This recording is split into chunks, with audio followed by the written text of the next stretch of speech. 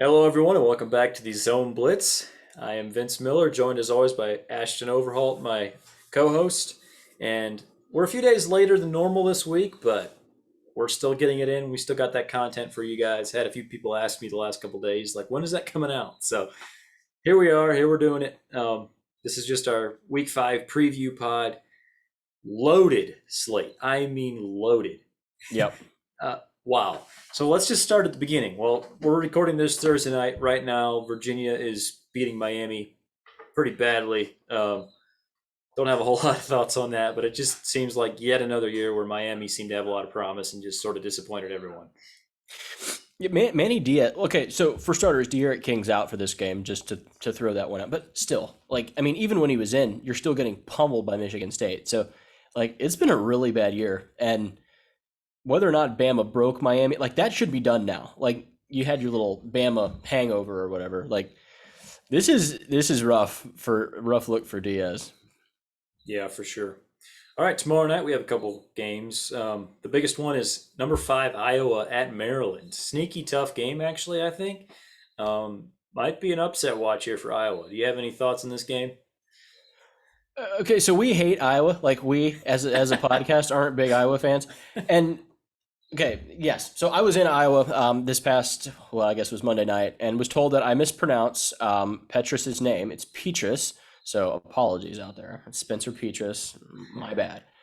But you're still not good at football. You're still not deserving of the top 5 pick. But you will beat Maryland. I do think you'll get out rushed, I'm sure, and you'll throw for 105 yards and you'll get a pick 6 and you'll beat them 10-6. So, but hey, a decent, I mean, they're going up at least against a decent quarterback this time, so at least you're going up against one of them. But credit, I don't know. That's all I have to say about it. I'm just waiting for Iowa to get exposed, and then I'm going to really enjoy that. But that being said, I can't say that this is the week yet.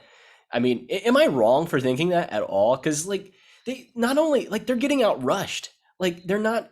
Iowa can run the ball and or usually they can, just not this year. Am I off on that assessment? No, I mean, not gonna lie. One of the main reasons I want to see Iowa get finally exposed is because Xavier Nwankpa, probably the top safety in the country. His final 3 is Notre Dame, Ohio State, and Iowa. We've seen Ohio State go down this year. Now we need to see Iowa Yes, go down. that's right. Very selfish motive there, but yeah, I don't think Iowa's the 5th best team in the country, and I don't think anybody thinks that. But anyway, all right, let's get to the Saturday slate, the good stuff. One of the top 10 matchups, literally one of 2 top 10 matchups for the day. Number 8 Arkansas at number 2 Georgia. I'm gonna turn you loose. What are you looking for in this game, Georgia fan? Okay, so it's gonna be very physical. Now, okay, from a betting standpoint, I don't know what people are thinking. 18 is Georgia favored by 18 right now. That is wildly high. I'm a Georgia fan. I think Georgia will win. I do. I think we're good at we're better at what they think that they're good at. They like to run the ball. There is no chance they run the ball on us. I truly believe that. So 18 is that's almost 3 touchdowns. I'm not betting on this. Just stay away from it. But okay, I'm gonna knock on wood here, but Georgia is really freaking good this year. We are really freaking good. So we're getting some guys back. Darnell Washington's coming back. Looks like Tyke Smith coming back. Or at least it's been reported, he's All-American safety transfer in from West Virginia. This is good for us. We're getting healthy. This is big. Yeah, I'm nervous though. A little bit nervous. I don't know why. I don't know where it comes from, but I mean, Arkansas has okay. Arkansas, true or false? Arkansas has the most impressive resume in college football right now. Hmm. That might be true. I'm not sure. If you're just talking about quality of teams they've beaten. Well, I mean, yeah, for sure. But I mean, they haven't. So you have a neutral site game against Texas A&M at 7. The win against Texas looks better by the week. I mean, it really does. So I mean, maybe they're legitimate. I can't imagine. I can't fathom the fact that they went from 2 years ago not having won an SEC game in 1,000 days, and now they're number 8 in the country. But no, that being said, I'm just staying away from the game from a betting standpoint. It's going to be a lot of fun. Had a chance to go. Yeah, just no interest in going to this one because there's some other ones coming up that I'm going to be going to. So I'm going to be nervous. It's going to be hold on to your butts time for Georgia fans, at least for the first little bit. I think it'll be close. I think it'll be pretty close. In no means is this going to be an 18-point game. And question, Sam Pittman, what job could he get right now? Like, it feels like he could get any job. Like, he's gotten so much positive press in the last 3 weeks. It feels like they're maybe a little overhyped. Is that am I wrong to think that? Are they a little overhyped or not? Well, maybe. You say you think it'll be close. I'm kind of going the other way. I feel like this is Georgia 31-10. And I Sam Pittman, yeah, like I do think like if he brought his two coordinators along with him, he could get most jobs, for Right. sure. Sure. Yeah. Yeah, I don't know. I don't think this is going to be super close. I'm very interested to see if it can be.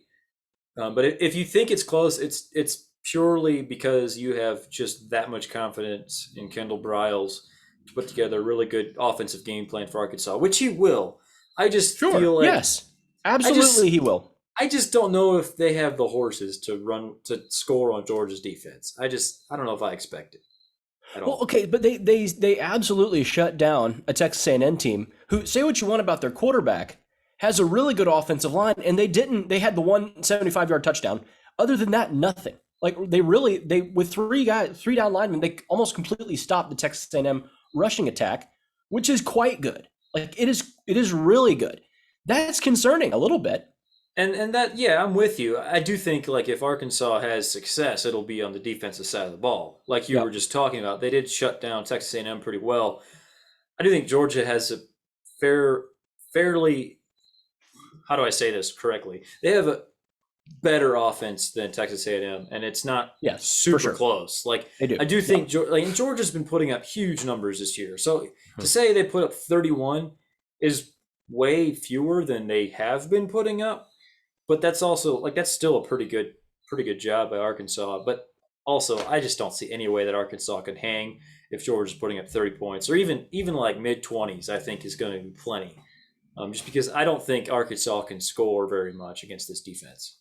No, I don't think they will either. And I think part of the reason I actually feel decent about it is that it's a classic letdown game. I mean, they just come off a huge emotional high, big time rivalry game, and you won. And it's like they've never had that level of success, or these players haven't at Arkansas at least, and definitely the coaching staff hasn't. So it feels like a letdown game. I understand. I guess I understand why the line is 18. That's too much. Like that's too much. I mean, Alabama is not favored by that much. So if it's too much, why don't you make it one of your locks? No, I'm not going to do that because Georgia's really good. Like they impress me. Okay, I'm coming in. I'm a pessimist of Georgia football. Like I understand. I think we're going to win a national title this year, but like that is a very guarded thing. Like I don't dare hope. It's the hope that kills you as a Georgia fan, or as really a Georgia sports fan in general. It's the hope that kills you, so you don't get your hopes up. But man, we're good. Like we're so good. The offense is imaginative. Like we're running sweeps with our tight ends, and he flies. Like it's awesome. It's so much fun to watch. So they're surprising me every week, is what I'm saying. And I wouldn't be surprised if Georgia comes and wins by 3 touchdowns. I really wouldn't. But no chance. I'm just staying away from it. There's too many other sketchy lines that I'm going to be betting on this week. That is not one of them. All right. Yeah, I'm not betting on it either. This is not one of my locks, but I do think if I had to take a side, I'd probably be with Georgia. Right now, I think if they were -7, I would take them against anybody in the country except Alabama. That's the only team I would not take them at -7, which, yeah, that tells you a little bit about what I think the difference is between the top 2 teams and everyone else right now. Anyway, next, Texas at TCU. TCU has been really good against Texas the last decade. Big game. Like Texas has been playing really well as of late. TCU just lost to SMU. I don't know. Do you feel like this is another Gary Patterson special, or is this finally just like the talented team finally gets their act together and wins here? This has all the makings of just a total Gary Patterson special. Like just the defensive guru, just absolutely baffling. A young starting quarterback with almost no experience. That sure, like even like Sarkisian's a really good offensive mind. Don't get me wrong, but Patterson's been doing this for years, and he makes his living at defense and surprising people with his defensive schemes. So he'll probably come out in some kind of it'll be I'm guessing he's gonna go with 4 down linemen. It's kind of his staple. What I think is like a 4-2-5 or whatever. But so no, that's another one that like the line, like Vegas is practically begging you to bet on Texas.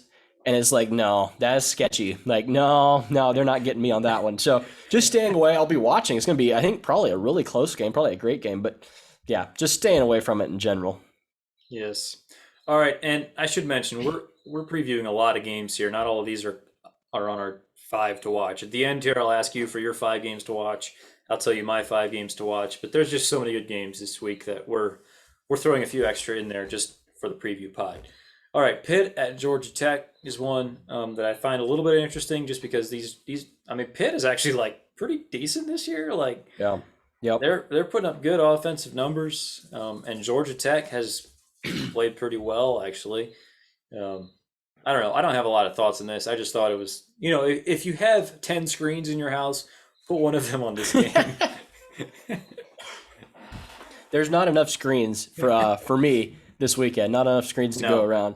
There's really not. Like, especially the early games. Some of the later games, it's kind of like, whatever. But like, there's going to be 2 top 10 matchups going on at the same time at about 2:30, and that's going to be like, and then the next one starts, just a little bit later with Alabama and Ole Miss yet. But no, as far as Pitt and Georgia Tech, I hate Georgia Tech. But I mean, like, they're getting their act together. They really are. It's impressive, really, to just kind of come out.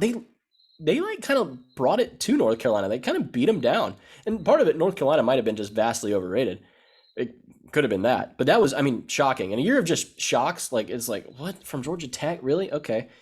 Pitt, Kenny Pickett is nice. Like, we in the preview pod, in our season previews, we talked about Pitt, and we're like, they're just inconsistent. Like, we have no idea what to expect from them.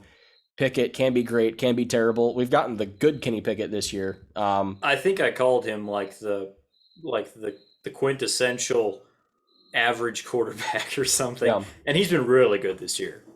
He has. He really has. I have no lean in this game. I think Pitt's favored by 3. Yeah, staying away from it from a betting standpoint, just because I don't trust Pitt. I still have a little bit of scar tissue from seasons past betting on Pitt. So, yeah, staying away. Bet it if you have lots of extra money, but I'll be staying away. All right, number 14, Michigan is playing at Wisconsin. Jim Harbaugh has never won at Wisconsin, but this year feels different. Like, I don't know, maybe it feels like a game that you just should stay completely away from, unless you are just super confident in either one of these teams. I don't know. Is there any reason to think that Wisconsin can figure it out offensively enough to beat a Michigan team that has been completely reliant on the run? No, none at all. Look, okay, Wisconsin is favored by 2 here, and I just like. I do not know what's going on here. There is no reason for them to be. How can you watch Graham Mertz throw 5 interceptions last week and then favor them? And I know it's at home. I don't care that it's at home. You favor them against undefeated Michigan, who they were up 20-3 at halftime on Rutgers. I understand the second half they just kind of were stagnant, but they've been dominant in the first 3.5 games, and they had 1 bad half. And you bet on Wisconsin, who hasn't even had a good half? Like, it's baffling to me. This line is totally sketchy. It's a strong Michigan lean. It's not going to be one of my locks. I have others, but a strong Michigan lean here, because why? How do you think Graham Mertz is going to beat Michigan? It baffles me how anyone could think that. I think you're stupid to bet on Wisconsin. Yeah, I remember when Notre Dame was trying to flip Mertz from Wisconsin. I was really hoping they would do it. Really glad they did not now. But anyway. All right, Louisville at Wake Forest. Number 24 Wake Forest, actually. And this is interesting, because the winner will have at least a share of first place in the Atlantic, which is the division that Clemson is in. Yeah. So I don't have a lot of thoughts on that. Louisville's a very hot and cold team. It just, one game they're getting run by Ole Miss. The next game they're putting up points in bunches. Whatever. I feel like Wake Forest is pretty good this year. They've been a pleasant surprise. Yeah, for sure. Okay, so the other top 10 matchup of the week, Number Cincinnati at number 9 Notre Dame. Huge game here, filled with tons of storylines. There's something like 7 coaches on the Notre Dame staff. Not all of them on like the actual coaching staff. Some of them are like recruiting analysts and stuff, including Brian Kelly, Marcus Freeman, Mike Mickens, who all have been at Cincinnati previously. Cincinnati's top receiver, Michael Young, Notre Dame transfer. So there's a lot of storylines there. Putting those aside and focusing on the actual football, Cincinnati's a 1.5 point favorite at Notre Dame. What are your thoughts here? So this is actually going to be one of my locks of the week. I am all over Cincinnati here. I give me Desmond Ridder, Jerome Ford, that rushing attack all day. I hate. Look, I understand I'm saying this to a Notre Dame fan. I apologize for that, but not really, because I'm going to be winning money here. Desmond Ridder. Well, I just have so much more faith in him to outplay Jack Cohn. Why wouldn't I? Like, why would I not trust Ridder? So they had a bad half against Indiana, really turned it around in the second half against them, played much better in the second half. That was kind of their other really big matchup, or at least so we thought. So, no, I completely trust Cincinnati, and that defense is salty. Like, they have some really good DBs. I think they can go get some picks, create some turnovers. I really trust Cincinnati here. This will be their Super Bowl. This is a must-win for them. If Cincinnati does win this, if they do, they are right in the middle of playoff conversation because they go probably top 5. They put themselves right smack in the middle. You look at their schedule, it doesn't look like another loss. I mean, not that we foresee. It's a crazy year, but it's not that we foresee right now. An undefeated Cincinnati is firmly in the middle of the playoff conversation at the very least. This might be a year. This might be the year that they could get in. I think a lot more people will be saying that if they come out and have a really impressive performance against Notre Dame. I just like to think of myself as they're maybe a little bit early on Cincinnati. So Cincinnati, yes, -1.5. Don't care. Laying the points. Lock of the week. So for the first time in podcast history, we have a lock fight. Yes, we do. Let's do it. One of my locks of the week is Notre Dame, +1.5. And not super confident in it. There were a lot of numbers this week that I kind of liked, but none that I really loved. But yeah, so this is one of mine from my 5 games that I chose to watch. Notre Dame has won 26 consecutive home games. That's one thing.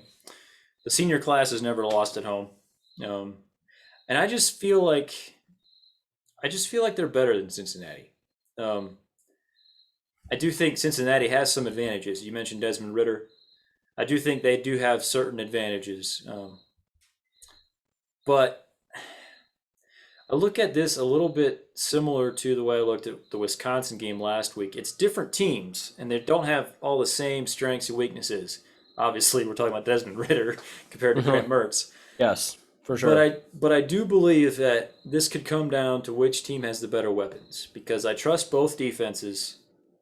I don't think this is going to be a high-scoring game. And I just feel better about Kyron Williams, Chris Tyree, Michael Mayer, Kevin Austin, Avery Davis. Maybe Braden Lenzy finally steps up and makes a play. Like, I just feel a little bit better about the Notre Dame skill talent than the Cincinnati skill talent. Not that they're bad or anything. I think they have some decent. They got good running back. Michael Young is pretty good. I just feel like if we're talking like upper tier, like there's no Michael Mayer on that roster. There's not even a Kevin Austin. And yeah, I just feel like there's going to be a few plays made by the Notre Dame offense, and it might mean a 17-14 game. Like it might not be big. Like their offense probably isn't going to put up a lot of points. And I do expect them to give up some sacks. Obviously, Cincinnati has the really good edge rusher. I screw his name up every time. Majai Sanders. I don't know. Something like that.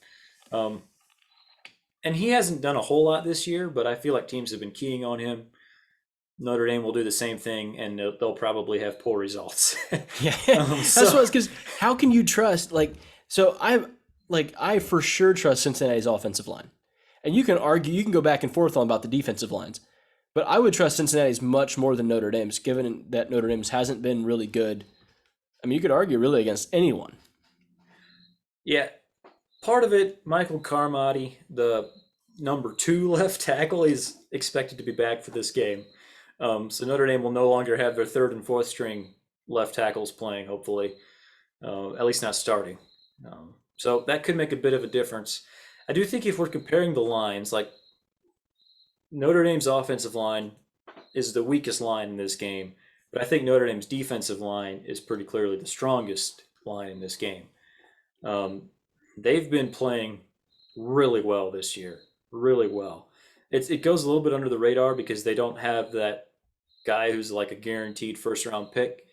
Isaiah Foskey has a chance to be that guy, but they have, like, literally they have 10 guys that will be in NFL camps, and they just keep throwing waves of defensive linemen at you. And you saw what they did to Wisconsin's running game. Wisconsin had, I think in the last like 7 years, they've had maybe 6 games where they were held under 75 yards or some number like that. I don't know. That was one of them. This does not happen. Like, Notre Dame shut down their running game like no one ever does. I don't think Cincinnati is going to get a lot of running success. If they do, I think it'll be from Desmond Ridder. That's the one worry I have, is he feels a little bit Ian Bookish to me, as far as just it's 3rd and 6 and you should have them stopped, and then he just pulls some stupid run out of his butt and they're moving the chains. So I do expect that to happen. I do expect to be frustrated several times on 3rd down. But I just feel like their defense is too good, Notre Dame's here, that I don't think Cincinnati's going to be able to put up a lot of points. I would be fairly surprised if they reach 20 points in this game. Could happen. I don't think so. And I feel like Notre Dame's offensive skill talent is just good enough. I feel like they can get close to 20. I will say, like, if someone's going to be putting money on one of these, your record is better than mine this year. I think as a podcast, we're over 500, I believe. Yes. Most of that's from you, because I think I am exactly 500. So, yes. So, okay. I'll go ahead and give you credit, but I will say that you are dead wrong, and that there is no chance that Notre Dame covers. I understand it's 1.5. So you pretty much have to win outright. For me, this is Cincinnati Super Bowl, and Cincinnati with playoff aspirations. I don't feel Notre Dame is a playoff caliber team, and Cincinnati might be. So that's why, in the end, that's going to be what kind of pushes me over the edge. So, hey, this will be fun. This will be good. We'll be able to have something to talk about next time. I feel like most of the time we agree on all of this stuff, so it's good to have a disagreement for once. We do. By the way, on picks that we agree on, I believe we're undefeated. I don't think we've lost a pick that we've agreed on. I think you're right. We might have to check on that, but I'm pretty sure. Right. So hey, we're making you money out there. The goal is to make you money. Yes, I guess if there's anything to learn, just bet on the games that we agree on, because there you go. Right so far. Of course, then our luck can turn just like that, but we'll see how that goes. All right. Number 4, Oregon plays at Stanford. Not a hugely notable game. This is, again, like in a week full of games to watch, this is probably not one I will get to watch at all. But they have had some battles in the past. Stanford is one of those teams that, they beat USC this year, just crushed USC.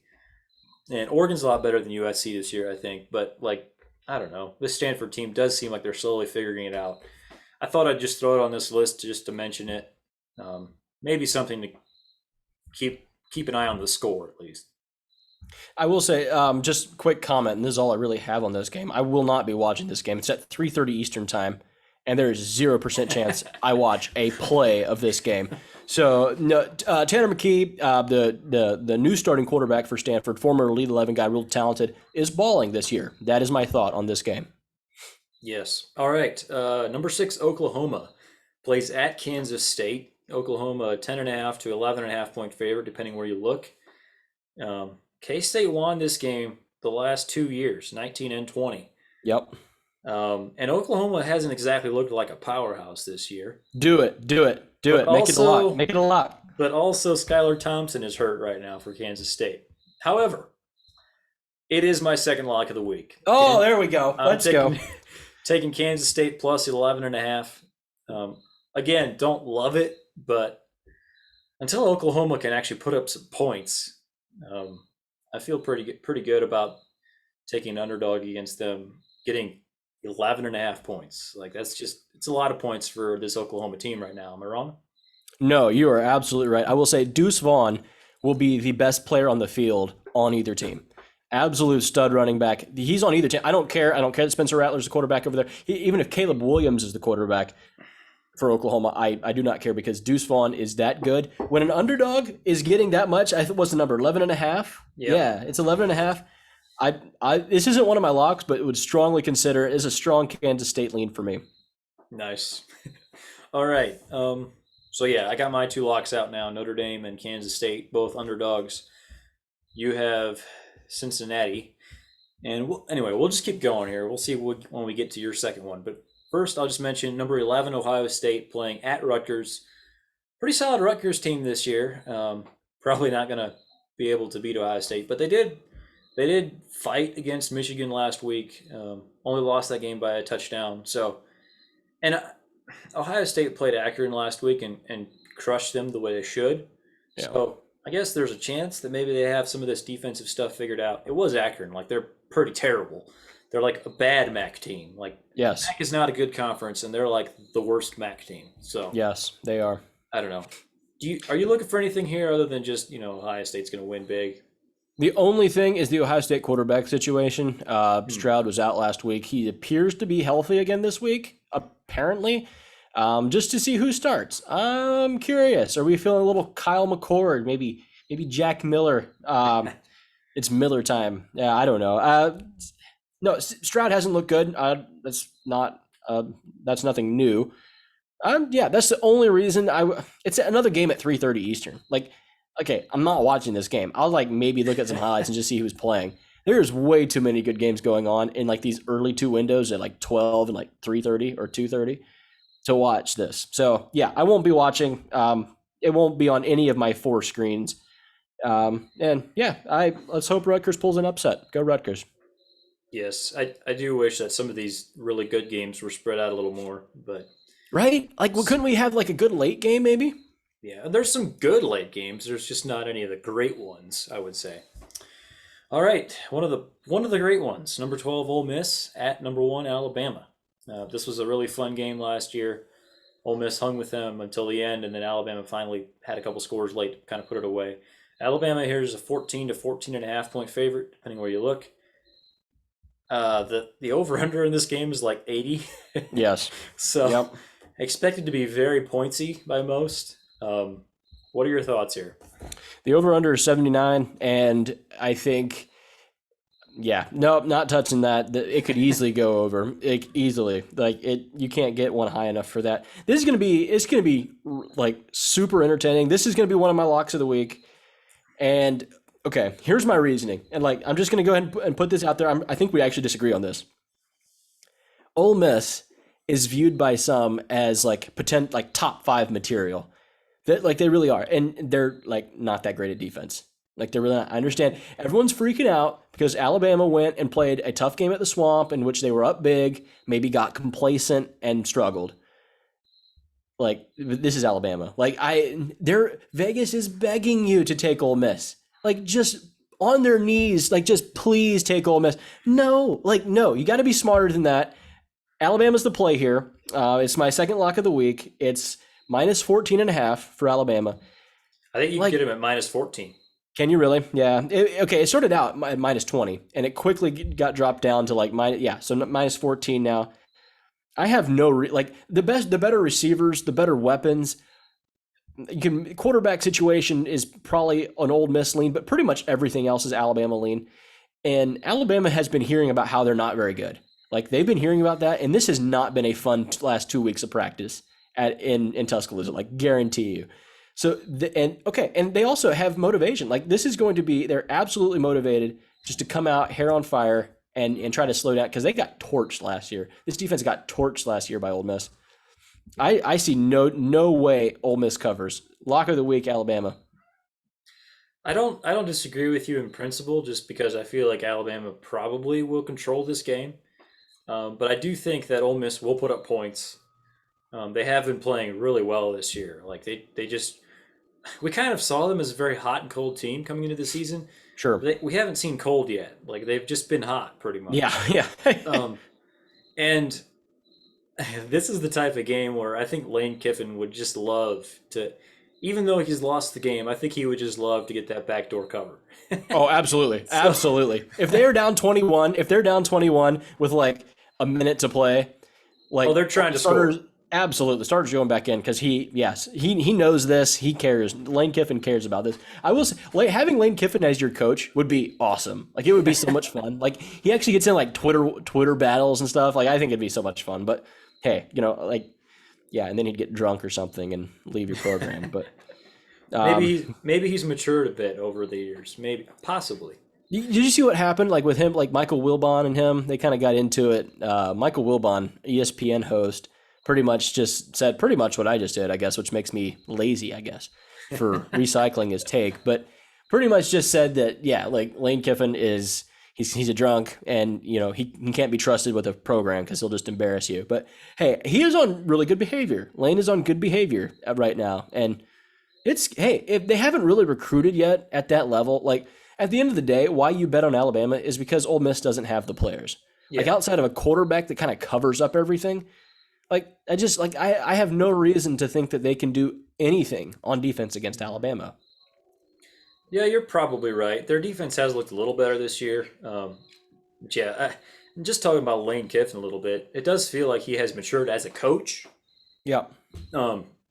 Like we've talked about him almost being a perfect fit for USC right now. Yes. Hey, and he was in LA like 2 weeks ago. Like, oh really? Yeah, I know. He really was, Yeah, right after Helton was fired. I think they just hired him 10 years too early.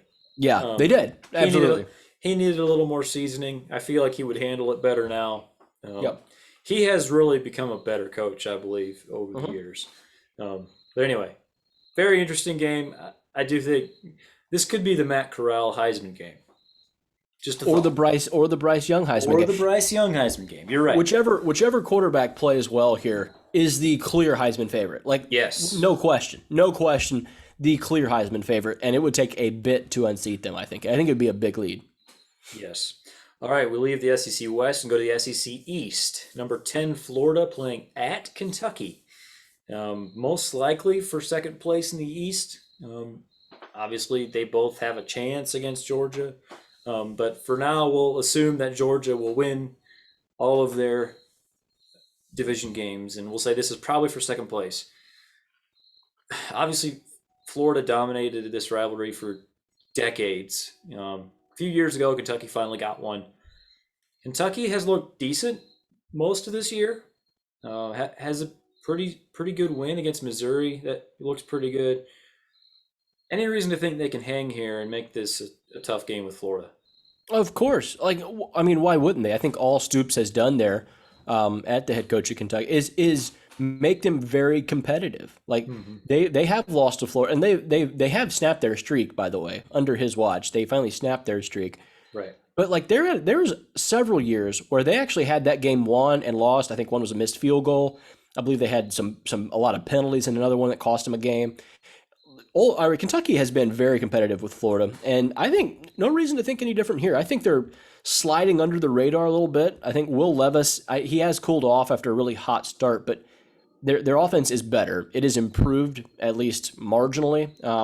And they have I think they have the better running backs. I think Chris Rodriguez is very good. So Wan'Dale Robinson, receiver for Kentucky, they have a bit on offense. They really have a bit. So we'll see. I do not think that Florida will be able to go run heavy and go undefeated into the Georgia game. I don't think they will. Like, I don't think you can just run the ball consistently against SEC teams without someone coming up with a really good game plan to stop you. And I haven't seen anything from Emory Jones to indicate that he's going to be able to air the ball out and go over, say, an 8-man box. If you're in Kentucky, like, the line's what, 7.5? Yeah, 7.5. Yeah. Not going to touch it just because but it would be a Kentucky lean for me, I would say. Am I wrong at all to think like Florida does not have NFL players all over their offensive line? Like, I don't believe they're just lining up and just mashing you. I think Dan Mullen's getting a little creative with it, but I think someone's going to figure that out and stop them. I think it could easily be Kentucky. Is it really weird that Florida's defense has been more impressive than their offense this year? Yeah. Hey, as long as they keep Todd Grantham as the DC in Florida, I'm happy. Like I'm chilling as a Georgia fan. So yeah, he looks good. They're gonna play Georgia. It's gonna have some third and Grantham stuff. It's gonna happen again where he's just gonna surrender every single third down that he possibly can. So yeah, keep him, Dan, keep him. I mean, you guys lost to Todd Grantham just a year ago, so We've beaten him so many more times than we've lost to him, and it is only his fault that we have beaten. Like it's only because of him that we won those games.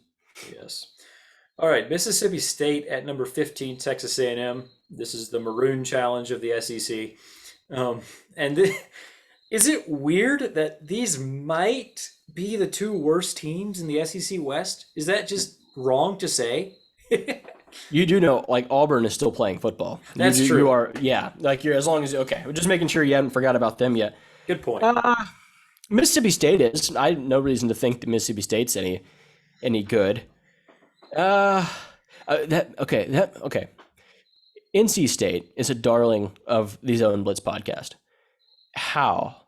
Please tell me how Mississippi State came out and hit them in the face with a frying pan. Like, how did they win that game? They blew them out. Like, they completely blew out NC State. Yeah, it wasn't even like a fluke game or anything. They just straight up beat them. Completely beat it, dominated the whole thing and like all the aspects of it. And then get beat by Memphis. I understand, bad call, whatever. NC State then goes and beats Clemson. Like, I figured that one out. That one has puzzled me. I will say that game there has puzzled me more than any other game this year because, okay, yeah, I'm an NC State fan this year. I'll admit it. And we don't like Mississippi State. We'll admit that. I think we will. And at least, yeah, sorry, Mississippi State fans. Just this year, based on what we've just the fans. Mississippi State fans, yeah. Only from the fans. So, hey, screw you, Mississippi State fans. I hope you lose again. And many more times. But, yeah, no, A&M will be fine. I think it's recoverable for Jimbo. Not running against the three man front that Arkansas threw at you is borderline unforgivable. I mean, they dropped 8 and rushed 3, and you did not run at that. Like Isaiah Spiller, after his 75-yard touchdown run, maybe it was 76 yards, did not get a carry the rest of the football game.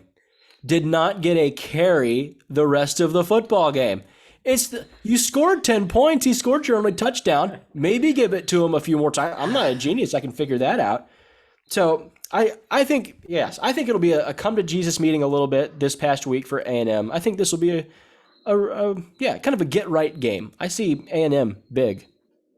Interesting. Yeah, you're probably right. It just feels like a game I don't have a good idea of what's going to happen here. Don't really trust either one of these teams. No. You talk about A&M's offense. It just did not look good. Like there's a very real chance that Mike Leach just puts up 28 points or 21 points, and it's enough. Like there's a chance. I don't know. Probably go on Texas A&M here, but no level of confidence for me. Yep. All right, another ranked matchup here in the Big 12 that does not involve Oklahoma or Texas or Iowa State. Number 21 Baylor at number 19 Oklahoma State.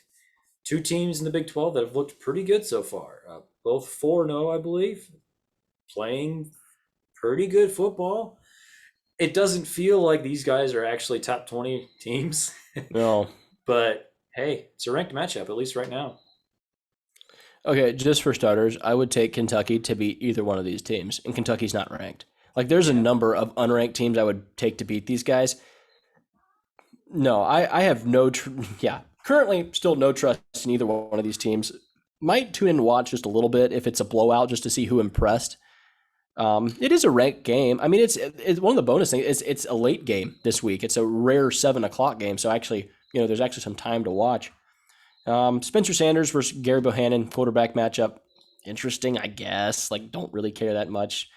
Who's favored? Oklahoma State at 3.5. I don't know. Is it watchable? Is this worth a watch? I would say if the rest of the late games are disappointing, then maybe. Yeah. Mm-hmm. Well, I hope. Yeah, I can't imagine, but who knows? Right. Okay, so now we talk about probably the biggest game of the entire week. We've been talking about this game all season long, including in the off season. Ashton, a personal favorite matchup of yours. Would you like to talk about the UConn at Vanderbilt game? Absolutely. An absolute thriller of a game. This is for the basement of college football. Two of the worst possible teams will be playing. And I will tell you this, you can get a seat at the 50-yard line for $6. I am not joking. You can get a seat, a great seat, for $6. That is the price of a Coke at the Georgia game. Just throwing that out there. The most expensive part of your afternoon will be the parking, like for sure. So getting into the game, not hard at all. They are trying to get anybody to show up. Yeah, it's just sometimes you just have to watch train wrecks. Like I enjoy watching the train wrecks, and these are two of them, and they're like who can just suck the least is like yeah, and it's at 7:30. Like the big games, the important games are over. I will be rejoicing after a big Georgia win. And I'm going to be feeling good about myself. And I'm just going to go watch and pity, two teams that aren't me. I'm being very cocky here. Like, I am thoroughly prepared to take a fall. But I'm just going ahead. Like, yeah, Vanderbilt's trash. And UConn is possibly even worse. So, no, you just watch it. Like, it's going to be very interesting. Vandy is getting 14.5. This will be the only time. Like, this is a Vanderbilt team that got beat 23-3 by East Tennessee State. Yes. No one has heard of them. No one has heard of them. And this is an SEC team that they beat 23-3. That is an embarrassment. Clark Lee, one of your guys, Notre, and he's viewed very well. I think Kirby Smart, the Georgia coach, after beating them 62-0, spoke very highly of him. And I think everyone kind of likes him. But this is really, really bad. This is really bad. They should have way more talent than UConn. Way, way more talent than East Tennessee State. It blows my mind how anyone can lose 62-0. How can you give up 35 points in the first quarter? How do you do that? That's difficult. That is difficult. They could have taken a knee every single play and done less bad. So, I'm not sure. Okay. Let's just go. Does he have a chance of getting fired this year? Does Clark Lee have a chance? Okay. But no. Why not? Why not? It's embarrassing. Why not? Because this is not a year zero. This is like a year -3. This was never going to be anything close to a decent season for Vanderbilt. If they would win 3 games this year, it would be an absolute miracle. Yes. And this will probably be their second win right here. And I will say, UConn is absolutely the dregs of Division I. Yes. Vanderbilt is the dregs of Power 5. And there's a difference there. There's a reason they're 14.5-point favorites. I do think they will win solidly against a terrible UConn team. But yeah, Clark Lee, part of it is he's a Vanderbilt guy. He played football for this team.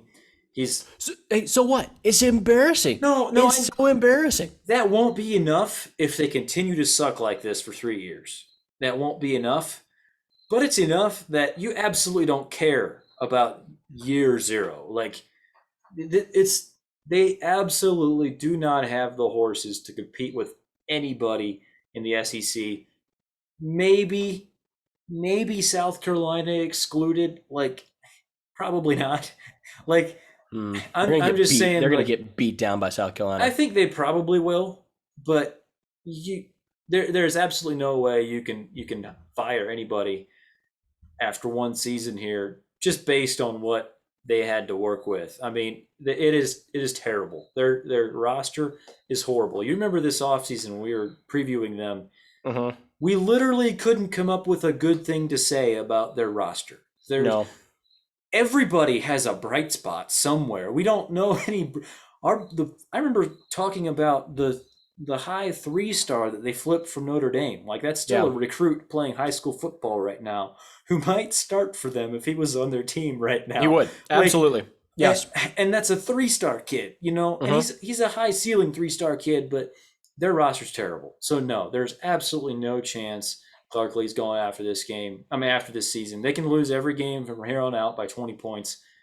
He'll still be there a year from now, guaranteed. Okay, for start, they will lose every game, maybe with the exception of this one. They might not lose this one by 20, but every other game is an SEC opponent. Like, I don't see them staying within 3 scores of anyone. South Carolina is their only chance, maybe, and South Carolina is pretty good. Like, South Carolina's got some really good running backs. Like, those alone will get them a 3-touchdown win. And okay, here's my point. Just to come back to it, to tie it all in with Clark Lee, why this is the worst SEC team I have seen ever, the worst. Derek Mason, he had these same guys. These are his recruits. I understand, but he actually got something out of them. They were okay. They didn't get embarrassed. How about that? They just didn't get embarrassed. No, they didn't. They really did not get embarrassed. So why? Okay, they weren't good. They were not good. They lost every game last year. They were not good. But they're going to lose every game this year, or every other game except for Colorado State. They're going to go, 1-12 or 1-11. Just okay. If I was a Vanderbilt fan, thank God, I'm not a Vanderbilt fan. There are none. Actually, you know what? There just are none. So we don't really have to feel that bad because if you can't get a ticket for $6, but okay, yeah, I think you should be gone. I do. I think someone else could get more out of the players. Last year they lost to Missouri 41-0. Yes. It's going to happen again this year. It's going to happen again. Yeah, I'm just saying, like, it's a new system. You cannot – you have to give a new coach 2 years, especially at a place like this where it's – there's nothing. There's nothing to work with. His whole – what made him so great at Notre Dame as a defensive coordinator was just developing players and making incredible halftime adjustments. He has nothing to develop, and they're always getting killed at halftime.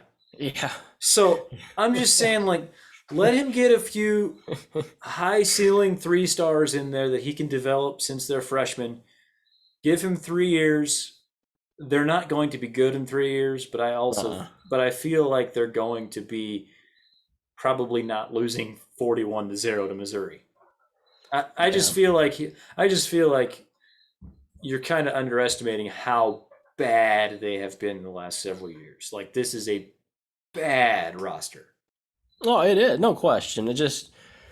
They're embarrassing to have in the SEC. As an SEC fan, this is, like, for me personally, they're just embarrassing. Like, they're the little brother that you're just embarrassed to bring along. It's like, oh my, like him again.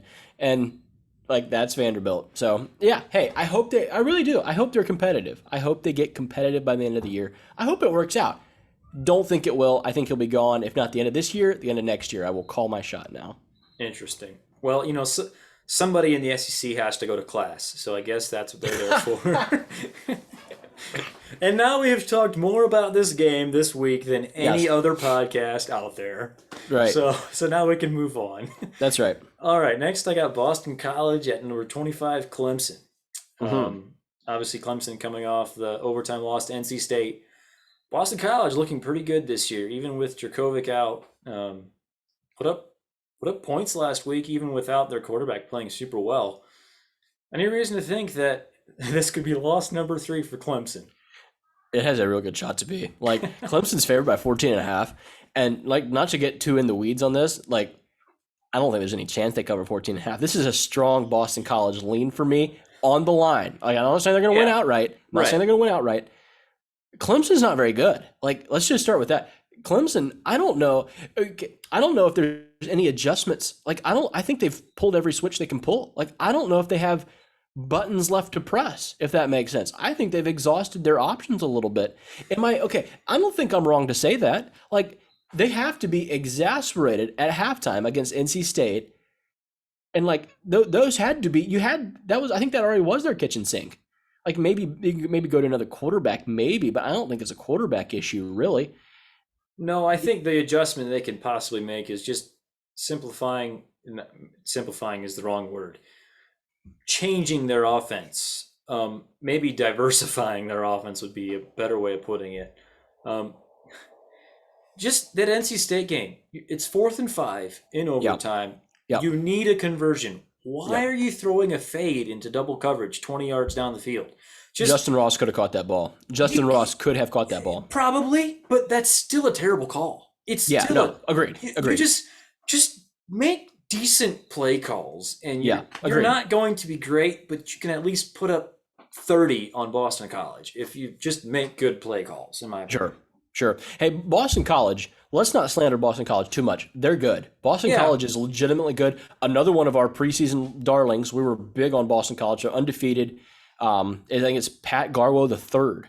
Their running back there has had a really good season. Grosel has filling in for Djokovic he's been decent. And Zay Flowers, like the receiver Zay Flowers, is probably going to be the best receiver on the field given what we've seen from Justin Ross. I mean, he really could be. He's good. Zay Flowers is legitimately good, and Justin Ross has not had a great year. You could argue the best running back and the best receiver are on Boston College, and like you could feel really good about that argument. So, okay, this is going to be the start of a rant, and I just apologize in advance to everyone out there. But Clemson, like to Clemson fans, I understand. We have Troy Overholt, friend of the pod. We have him on quite a bit, and he's like, the sky is not falling. The sky is not falling, and he keeps telling you that. And I actually agreed with him. After the Georgia game, everyone's like, the sky's falling, Clemson's not very good. I was like, just wait. They're gonna play some more normal defenses. They did. Like they played some more normal defenses. They have not looked good.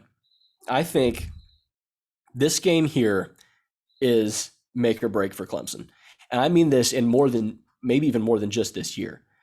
Clemson has seemed, I'm not gonna say fluky. Fluky's not the right word.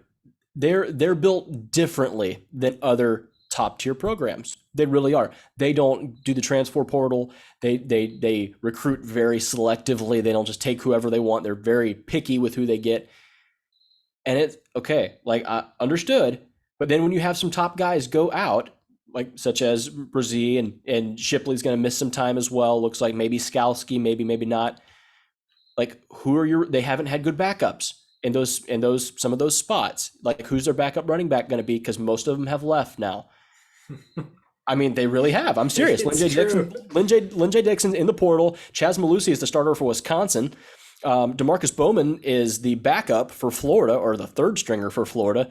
All of those guys were Clemson guys, and now with Shipley out for at least a couple of weeks, so you don't feel good about it. You don't feel very good about it. So am I wrong here to believe that this is not to overhype it. This is a program defining game.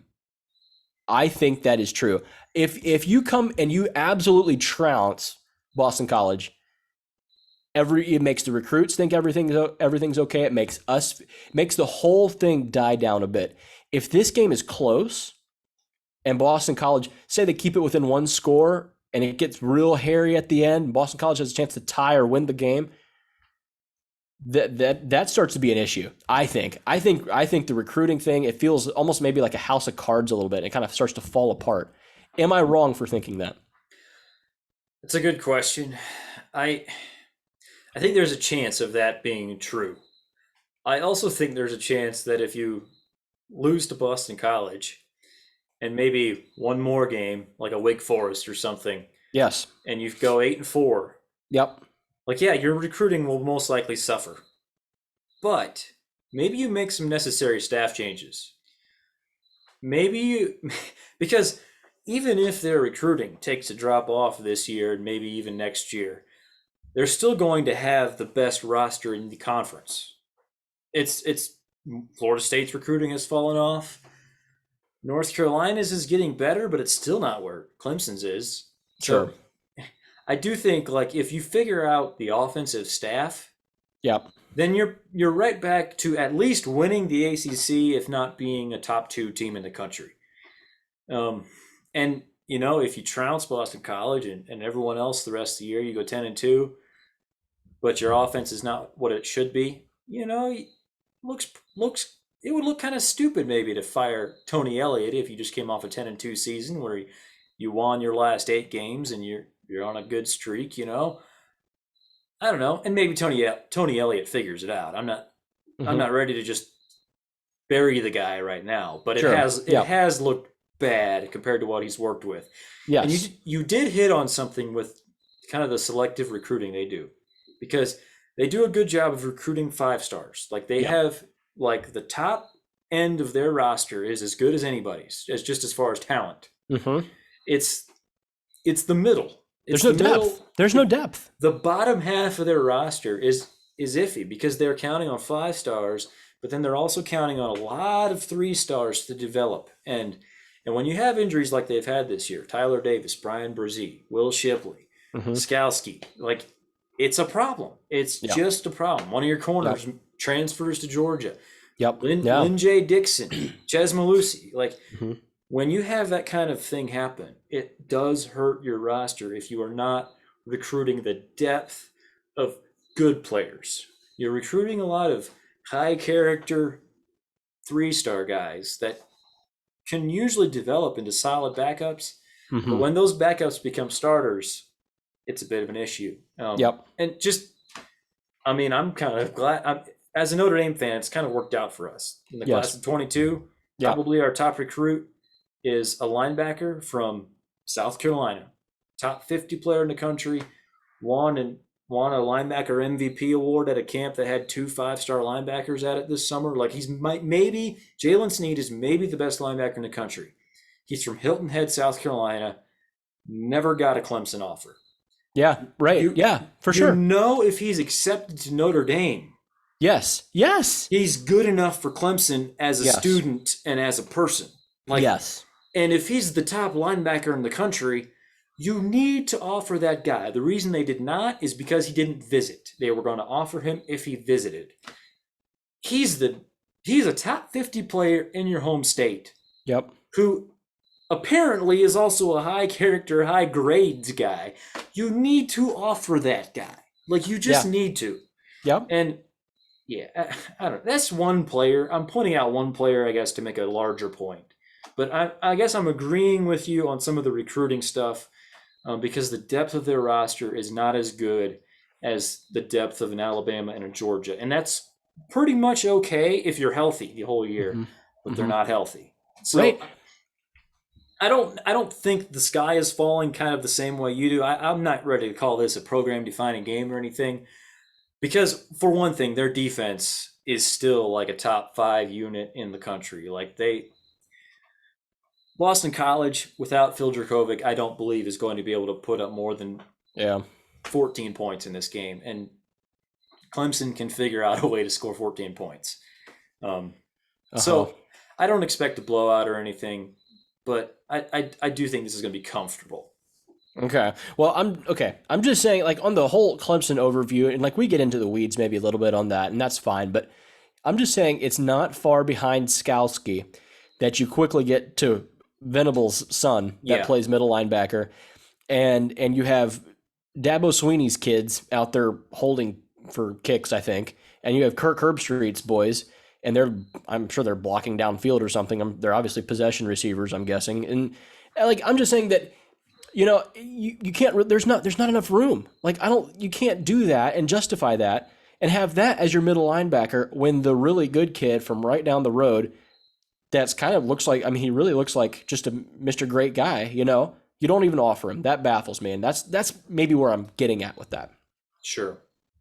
And how long can we talk about their depth? I mean, there's a certain point where we have to move on, but it's a problem when Skalski has been there for forever. Yes. Yes, he has. You have to have a backup for him by now. Like you just have to. And we're harping on a defensive player when that really hasn't been the main issue for them. It's true. But it does feel like that's kind of – they have a lot of high-end talent. I'm not sure if their roster quite makes sense as a whole unit right now. Yep. Okay. The next game we want to talk about, rematch of a classic a year ago, Indiana at number 4 Penn State. This was the Penix reaching out for the end zone and possibly breaking the plane, possibly not, game a year ago. Indiana's a 12.5 to 13-point underdog in this game, depending where you look. They have 2 losses this year. They're both to, right now, top 10 teams in Cincinnati and Iowa. Penn State playing pretty well this year. Like, I don't know. Like, it does feel like they should be able to win this game by 2 touchdowns, not? Yeah, no, I think so. Indiana has struggled this year. I think they're not as good as what I thought. I think you put a lot of that on Penix. Like, I think, like, I mean, you kind of have to. Like, he hasn't been very impressive this year, but I mean, the talent is still there. I think a lot of it still is injury related from him from last year. I don't think he really found his groove yet this year. Like, it's not clicking because he was really fun to watch last year and watched him a bunch. Yeah. And like in this game, like, okay, he actually didn't cross the plane, but like we'll just like, officially, my official take is Penix did not get the ball across the plane. I was rooting for him. I was standing up yelling and shouting like I couldn't believe that was so awesome. But no, no reason for Penn State not to cover this. I think Penn State's really good. Like, I think Penn State is legitimately really good. For me, the best team in the Big Ten right now is Penn State. Yeah, they probably are. I do think there's still a chance that Ohio State figures it out and wins the Big Ten, goes 12-1, and is right back in the playoff. Yeah. But Penn State has played well. And I spoke earlier about Pitt's quarterback, Kenny Pickett, who we viewed as a very average quarterback coming into the year and has been balling out. Mm-hmm. Penn State, same deal with Sean Clifford. Yep. Man, like coming into the season, I would have just said, like, Penn State, they might be loaded everywhere, but with Sean Clifford as your quarterback, you're never going to do anything. Mm-hmm. He's been playing well this year. Like, he's actually a good quarterback. At least it appears so. So, yeah, I like them here. I do think, like, Indiana still has, there's something about them where it does feel like if they find that switch where they stop turning the ball over and, Yeah. like, finally start connecting on some of those deep passes that were so just huge for them a year ago, where it was just like, chuck it down the field to Ty Freifogel and he'll come down with it Mm-hmm. over and over and over again. That has not happened this year. I feel like it has to happen at some point. So maybe there's a chance this is close and a really good game. I actually have it as one of my 5 to watch, Wow. just because I don't love any of the other late games, but I like a bunch of them, and I just kind of had to choose one. So this is the one I ended up picking. Mm-hmm. Not confident that it will be close, but I think I'll be watching at least for a quarter or two. Okay, an SEC matchup that would normally, in normal weeks, this would almost have to be like one of our 5, but this week you almost couldn't even consider it. Number 22, Auburn goes to LSU. Mm-hmm. We got the SEC Tigers playing the SEC Tigers. Just horrible dad joke there by me. I'm sorry. That is awful. Just that is absolutely terrible. Just terrible. I'm so sorry. But anyway, Auburn at LSU. Any leanings on this game? Oh, no leanings on this one at all. Nah. Okay, so TJ Fenley may be starting against his former team here against Right. LSU. So this could be a super big revenge game. It's at 9 Eastern. It's a wildly late start. It's on ESPN. I mean, I'll probably watch. Like, I'll probably watch at least part of it if it's spicy. I think it's a must-win game. I hate to say that, but I think it is. I think it's another must-win game for Coach O. I think he needs this. I think he needs it really badly. Max Johnson has played really well, not getting the credit that he deserves. He has been really good. Throws for 3 touchdowns a game, every game. Write it down. Keishon Butte is Jamar Chase-esque. Like, he is that good. He's just a sophomore. He's gonna have to be around another year yet. Very, very good receiver. The only really thing that would worry me about Auburn is like Tank Bigsby, the rushing attack, like, because LSU cannot stop the run. We saw that against UCLA game and in week 1. Like, their linebackers still have not taken a correct angle yet, and yeah, like Tank Bigsby, he could rush for 200 yards in this game. He could rush for 200 yards. I think he's going to need to because I don't trust either one of the Auburn quarterbacks, at least not yet. I think it'll be close. I'd take LSU to win. It's 3 points. I guess you take them to cover too. Interesting game late. This is gonna go late. Like, it'll be 12:30 for this one's over, and I will be there for it. I will be watching. Sure. You mentioned the line. This is one of those games where you look up the line, you see LSU by 3. Mm-hmm. Yeah, that makes sense. Do I have any idea which side I would be on? Absolutely not. Absolutely staying away from this one. Could see just about anything happening in this game.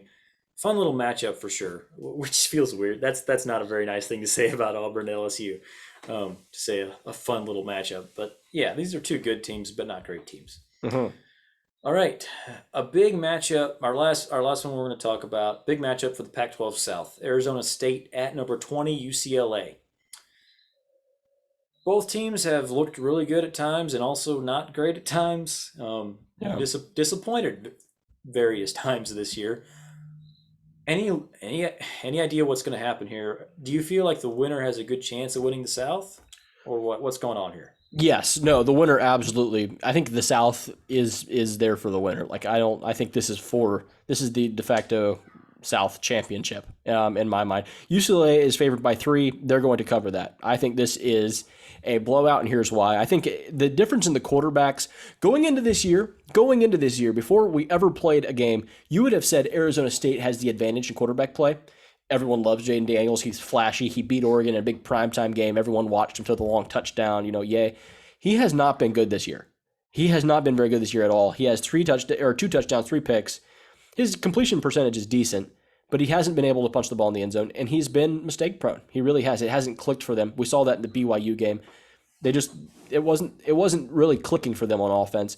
Whereas opposed, Dorian Thompson-Robinson comes into this year all kinds of question marks, and he has balled this year. Like he has absolutely balled. He's taking care of the football.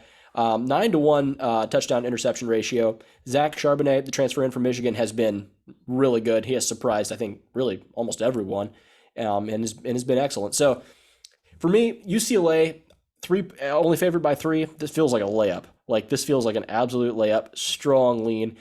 Considering it, should I make? I almost want to take that and make that one of my locks. No, let's just keep them the same. We'll just say strong lean for UCLA and leave it at that. All right. And reminder, we are trying to make our locks come from our 5 games to watch. So I guess I won't get upset if you stray from that. But all right. So speaking of our 5 games, why don't we just go ahead and we previewed a lot of games. Why don't we just go ahead and say which 5 have you settled on for your 5 games to watch this weekend? Okay, and this is the most difficult decision of the year so far. Better week than week 1, which is saying something. This is a better week than week 1, which is huge. Okay, so Georgia, Arkansas, obviously. Cincinnati, Notre Dame, obviously. Alabama, Ole Miss. Those are the 3 that you have to. The other 2 that I'm interested in. So you have Vandy and UConn, which is I put in there. It's kind of a joke, but not really. Like I'm gonna watch. It's gonna be saucy. It's gonna be fun. We'll see. And then the last one for me is Boston College at Clemson, because for me, like I said, that is a program definer in my mind. I think that's a major point, just like from trajectory alone. Like, where's your program heading? I think we're going to find out a lot from them in this game. So those are my 5. Again, the locks are, I have Alabama and Cincinnati covering. They're both favorites this week. So that'll be mine, and I will be rolling up against you. Yes, my 5. Obviously, the 3 obvious ones, like you mentioned, Arkansas at Georgia, Cincinnati at Notre Dame, Ole Miss at Alabama. I went a little bit different direction on my last 2 games. I think you kind of have Clemson on upset watch, which is one of the reasons you have them there. I sort of have Oklahoma on upset watch, so I have Oklahoma at Kansas State on mine. Again, Kansas State has won the last 2 meetings, and then I went Indiana at Penn State. Again, kind of an upset watch. Potentially, but then it's also the type of game you might turn off in the second quarter and never go back to. So, yeah, and there's so many other games we could choose. Like, it is a really good week. My locks, you mentioned, we have our first lock fight. I have Notre Dame plus 1.5. And then I also have Kansas State plus 11.5. So, yeah, interesting week for sure. Yeah. Can't wait for it. No, this is gonna an all day thing. By the way, this is for me. I will sit down at probably 11:30, and I hope to be watching football until like 1:30 at night. So I have been looking forward to this week for so long. It's here, and hey, again, we say this I think every pod, but I'm just gonna say it again. This is one of 12 college football regular season Saturdays. Freaking enjoy it. It's going to be one of the best ones you can ever have. There's some people out there, this week's not great. There's, no, every week's great. This one is simply better than great. And yes, if you have a wedding to go to, like, I am sorry about your life choices. I really am. Like, they're not worth it. They're not. No, that's not nice. Okay. Yes. Okay. But yeah. Anyway, I apologize to anyone getting married out there today, even though, yeah, you're pretty much screwed everyone else. But no, I'm back in the South. It's going to be awesome. And I'm just ready for this. Like, it can't get here soon enough. Yes. All right, that's all we got, I think. Pretty long preview pod because it's that good of a week. But anyway, for Ashton, I'm Vince. Thank you all. Follow us, tell your friends. I've been getting some feedback. I like it. So keep that up. Have a great week and God bless.